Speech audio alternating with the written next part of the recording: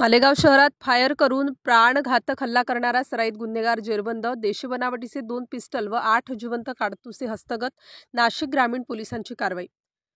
मालेगाव शहरातील आयशानगर पोलीस ठाणे येथे गुन्ह्यातील फिर्यादी व आरोपी हे एकाच गल्लीत राहणारे असून यातील आरोपी नामे मेहताब अली शौकत अली याने त्याच्यासह असलेल्या 10 ते 12 अनोळखी इसमांसह मिळून भांडणाची कुरापत काढून गैरकायद्याची मंडळी जमवून दोन्ही हातात पिस्टल घेऊन फिर्यादीचे दिशेने धरून फिर्यादीस जीवे ठार मारण्याच्या उद्देशाने 2 फायर केले व इतर इसमांनी त्यांच्या हातात तलवारी घेऊन लाथाबुक्क्यांनी मारहाण करून दमदाटी केली. तसेच फिर्यादीचे घरात बळजबरीने घुसून घरातील सामानाची व मोटारसायकलची तोडफोड करून त्यात फिर्यादीचा मोबाईल व रोख 50,000 रुपये पडून गहाळ झाले म्हणून गुन्हा दाखल आहे.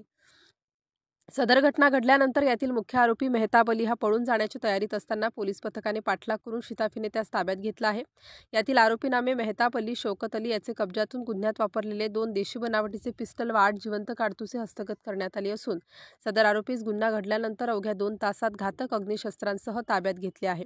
नाशिक ग्रामीण जिल्हा पोलीस विशेष पथकातील पोलीस उपनिरीक्षक पाराजी वाघमोडे, पोलीस अंमलदार सचिन बेदाडे, दिशेन शेरावते, राकेश जाधव, अक्षय चौधरी, राम निसाळ, राकेश उबाळे, निलेश निकम, तांत्रिक विभागाचे पोलीस हवालदार हेमंत गिलबिले, प्रदीप बहिरम यांच्या पथकाने यातील आरोपीस ताब्यात घेऊन 2 घातक अग्निशस्त्र व 8 जिवंत काडतुसे हस्तगत केली आहेत. स्टार न्यूजसाठी मोहसिन पठाण, नाशिक.